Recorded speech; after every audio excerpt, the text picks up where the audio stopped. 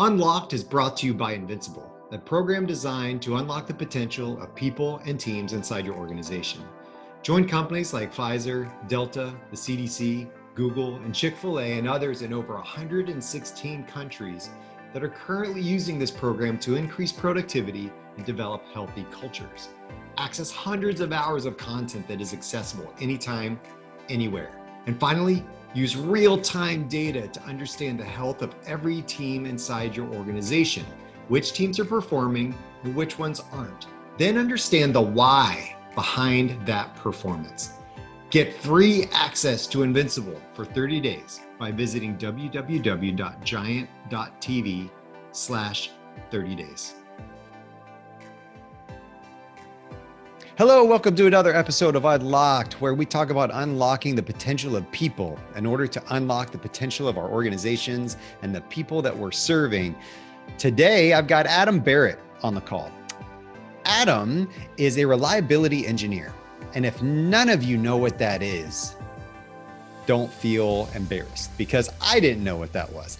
There's a whole industry around reliability engineering. And if you did know what that was, awesome. Adam, he comes from that world, the engineer world of what that is, how to make things work and how to make them reliable over time, right? We've all had products or cars or something that we bought that broke, right, over time. Now, if we hear of things breaking over and over and over again, that's a reliability problem, and he helps fix that. Now, he's had experience in medical, robots, consumer, electrics, appliance, ion implementation, diesel systems. He has touched a lot of different industries and talked to a lot of different leaders. What we're going to talk about is this interview is he has a new book coming out about reliability culture and what that means and how leaders undermine the products and the reliability processes that they're going through. If you want your product or service to be reliable, okay, I'm not just talking about a phone or a computer or a car. If that is your industry, then cool. But if you want anything you do to be reliable, listen to this interview and listen to what Adam has to say about it. Okay, you ready to get rolling? I am. Let's do it.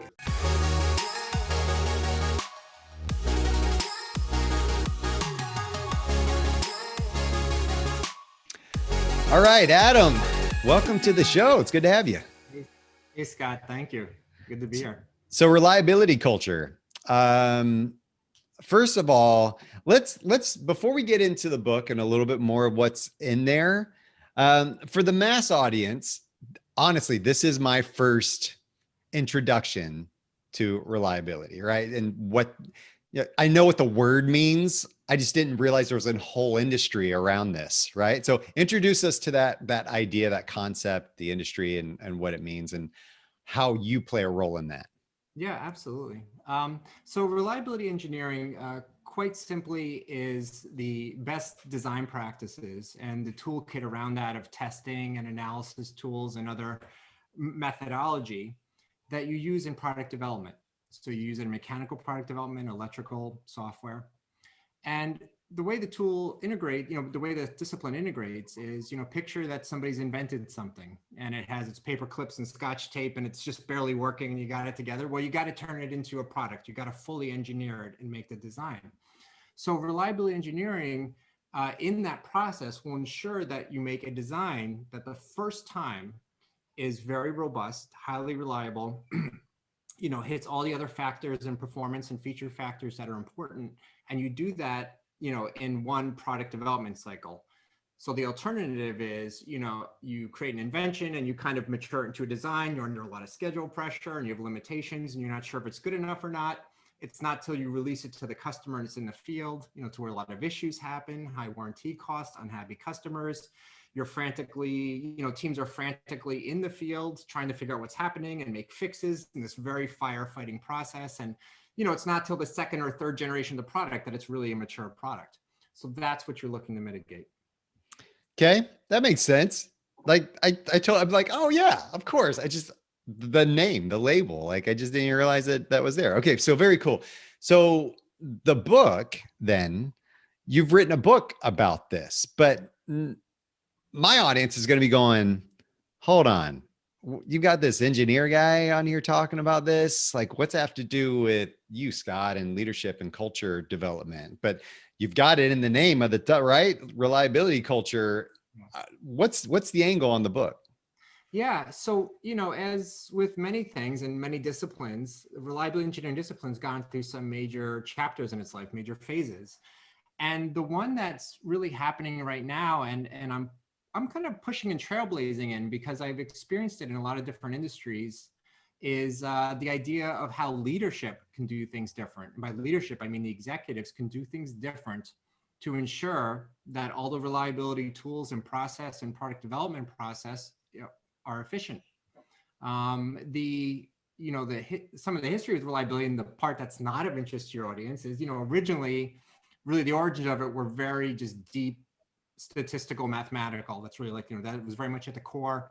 And it was a bunch of people that went off in a corner, the type of people who didn't like talking to people or being hugged, or they go off in the corner and just do their math blissfully, and come back and help use it to guide some of the product development decisions.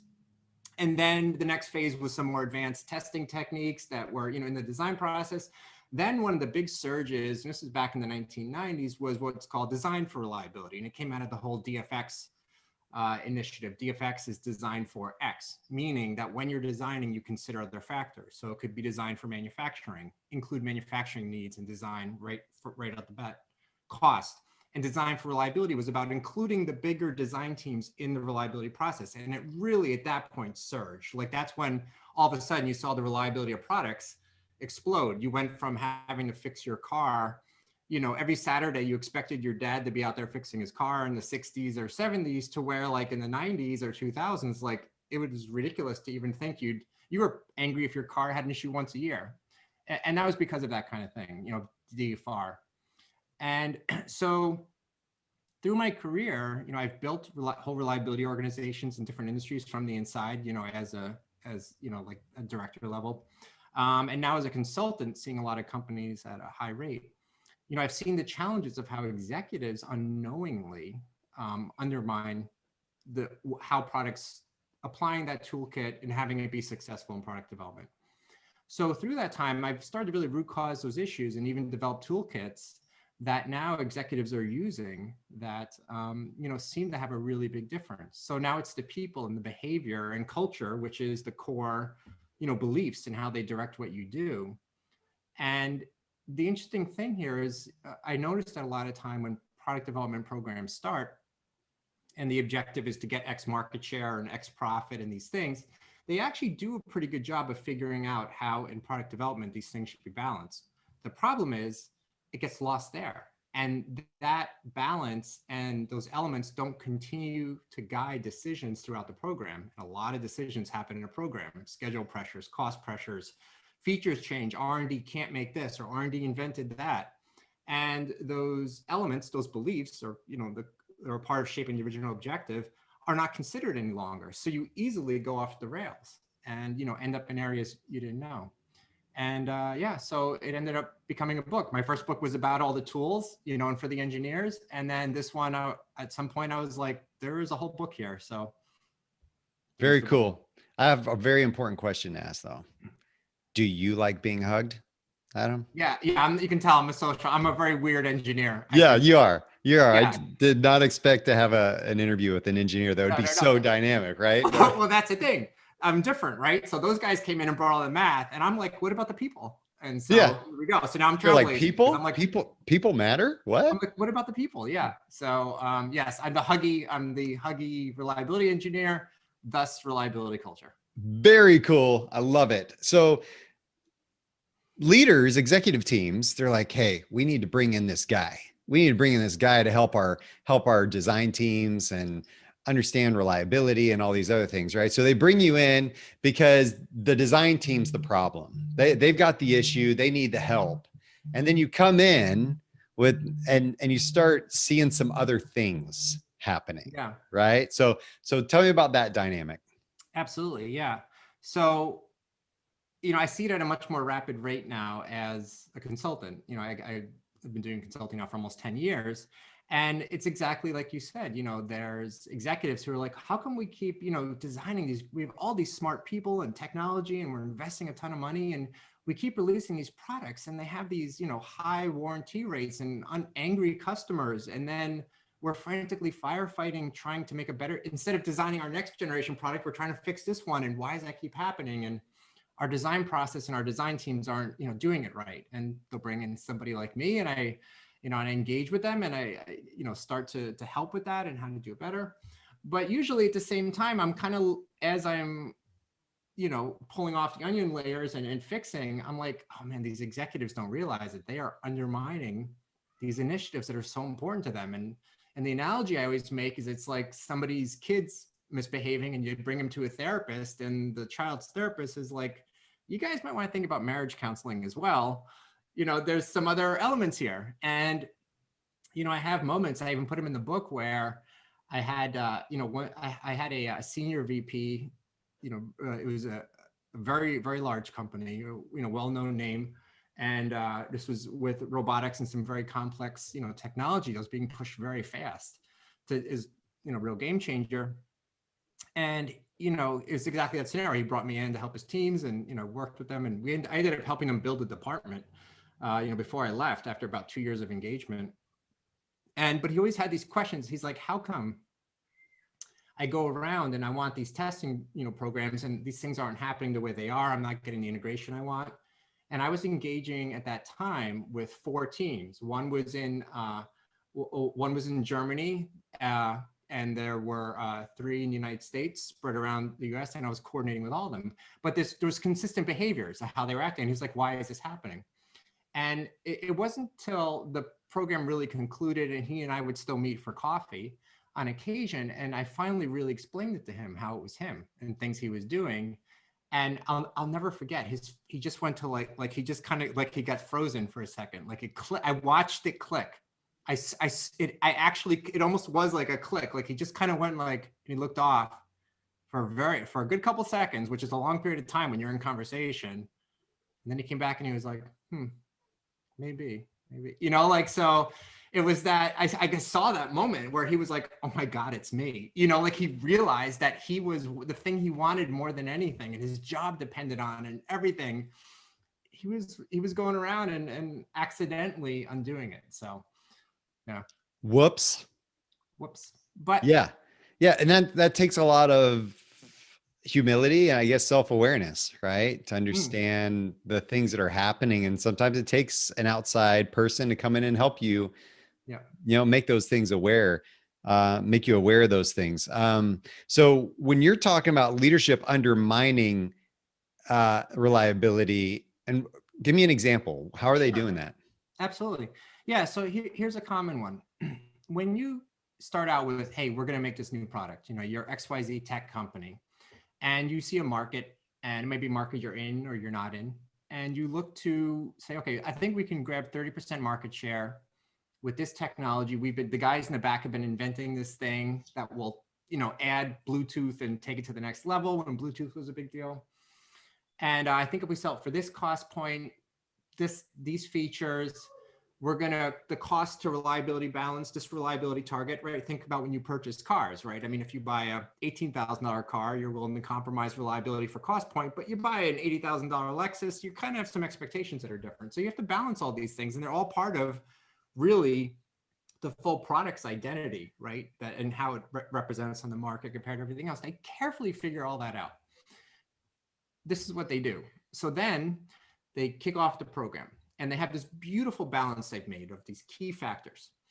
And they then give the individual goals to individual people on the team. So they tell the project manager, this is the schedule you're going to stick to. And if you miss the schedule, you're on the street. They make it very personal. You're not getting that bonus, like real, like food on the table kind of stuff, right? It's not an abstract, thing or getting a pat on the back. It's like your job, your paycheck. So the project manager is like, oh my God, this thing has to be on time, right? Then the R&D guys, that thing you said you invented, it better be ready to go in the product by this date.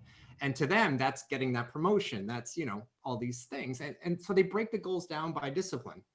So what happens? Well, it's a gladiator scene at that point, right? So you get middle in the program and the Design engineers need more time for that thing they're inventing because they don't want to be in trouble. The project manager's like, you're not getting more time. And it's just, every meeting is just these fights, everybody with their individual goals fighting to win. And when you have fights, you always have a winner. It's not because they're right. Maybe they just have more pull or leverage at that point in time. So you can see that this careful balance that was created is no longer guiding program decisions. And for reliability, we're hypersensitive to that. The reason is we come into those fights at an insane disadvantage. How can we make a case when our return on investment is so much farther out than everybody else's?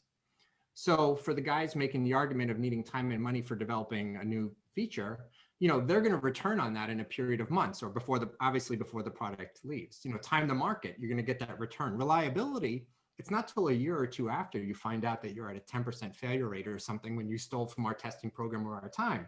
So we have a really hard time in those negotiations and lose, in the arena. Okay, so what happened? So the product goes out on time and it has the feature and all the reliability testing got canceled, cut short, ignored, let's say. The project manager gets their bonus, right? And the patent, they did great. The R&D engineers, they got that promotion, right? They did great. And the product goes out the door. And with the way product development cycles work now, a lot of those people then go on to the new project, right? There's a new next generation product and they actually are not even on that program anymore. So then fast forward 6 months, a year, and the failure rates start going up and up and up because we skipped all that reliability testing.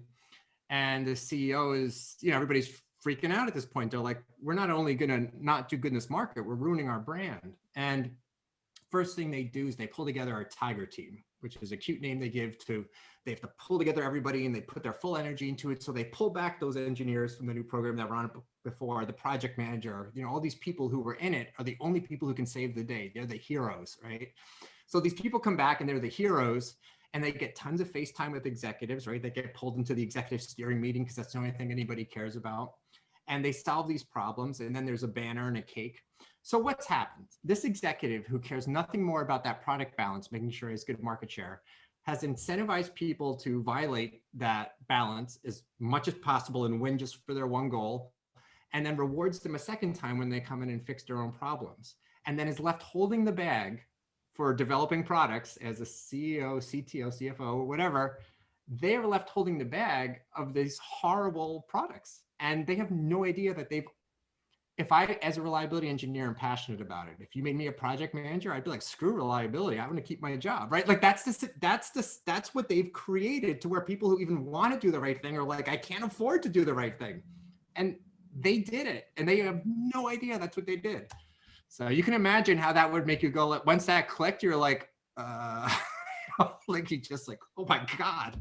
Wow. Yes. I mean, and you can see that, I guess, with a lot of different industries and yours in particular. I hope that people can apply that to their industry. I don't care what industry it is, right? Yeah. Of the quality control or the things that go out afterwards to make sure that that represents our brand well. And it's building good rapport with our customers and our clients and that, that all starts on the inside. Right. You're talking about developing culture and developing people, helping them feel bought in and valued and heard and understood and collaborating so that we can create a product that goes out that helps us all win. Right. As opposed to just the product guys won or just the design team won or whatever. Right. So I think that's really, really important. So what is the answer? What are those leaders to do instead? Yep.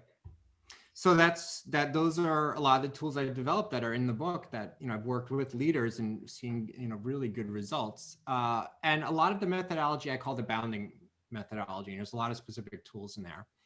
But the basic idea is that all that hard work they did figuring out the right balance between all those goals, I call them product factors often. They've done so much hard work backing out, starting with market share, right? And then profit, and then, okay, what time to market and what, all these things. Simply ensuring that you have mechanisms that make sure when program decisions are happening, throughout the program, those are always bounding the decisions. That's why I call it the bounding methodology, right? When you're trying to figure out what to do, sometimes the right thing to do is skip a reliability test. That is the right thing to do because time to market's everything, right? If you're selling a product that's a Christmas present, there's no point releasing it after Thanksgiving, right? Like it doesn't matter, like it really is worth compromising this or taking out that feature or whatever to get it there in time, and other times if you're making the Mars rover, you know what, there's no service calls. So it's better having it be a 5-year extra development time to make sure it's perfect, right? Reliability should win all those, so whatever those balances are, they're guiding your decisions the whole time. That's pretty much a big part of the fundamental principle. And I describe a lot of tools that can help with that. Okay. Very cool. Talk about the intention versus actions. You talk about that as well. Expand on that idea of how we use intention and how that's reflected through our actions and how that has an impact on us as leaders and on what we deliver. Yeah.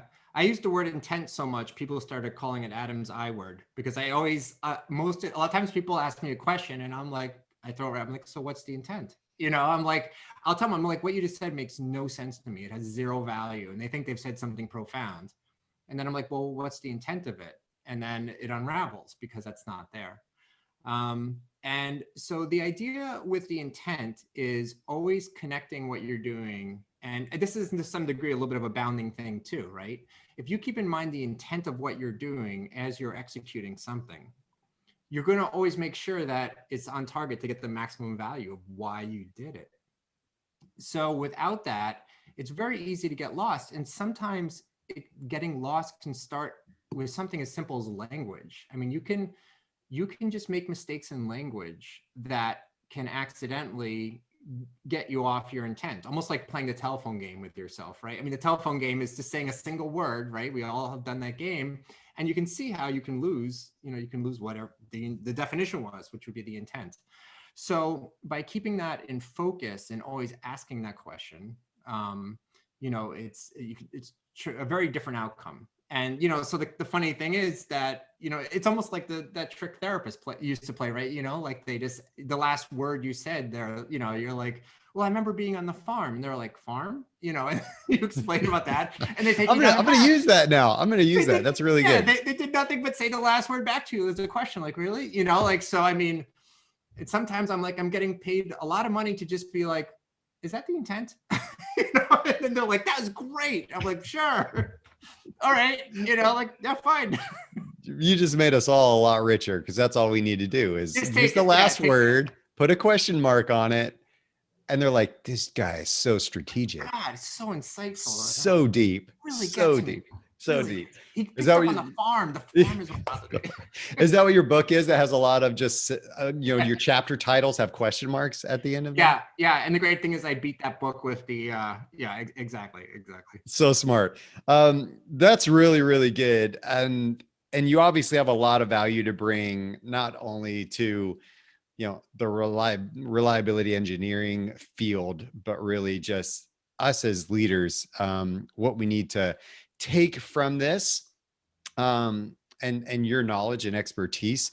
So you offered a free guide to some of the listeners right now. And what is that, and how can they get their hands on that? Yeah, absolutely.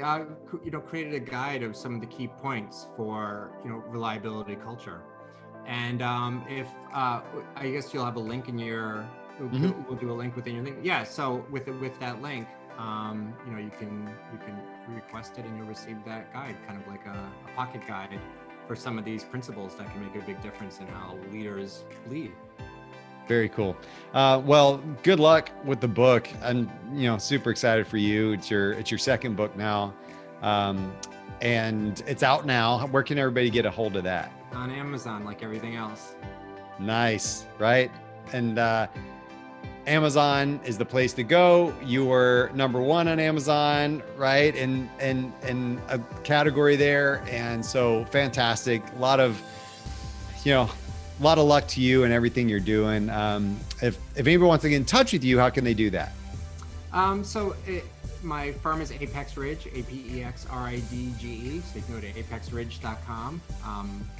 Just search my name spelled uniquely. So you can just search for my name and you'll get me, Bahret, Bahret. And yeah, anybody can feel free to reach out and connect with me anytime.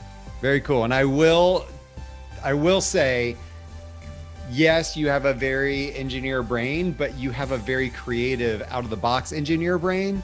And if people just go to your website and watch you drive a sports car and teach us while you're doing it, they will get an idea of what you have to offer. So I appreciate you being here, Adam, and good luck with everything, man.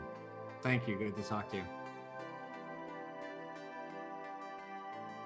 So I will warn you, do not be one of those leaders that brings in a consultant to fix everybody else, only to realize that maybe it's a little bit you. Maybe you are a little bit of the problem, and you need just a little bit of a kick to understand that.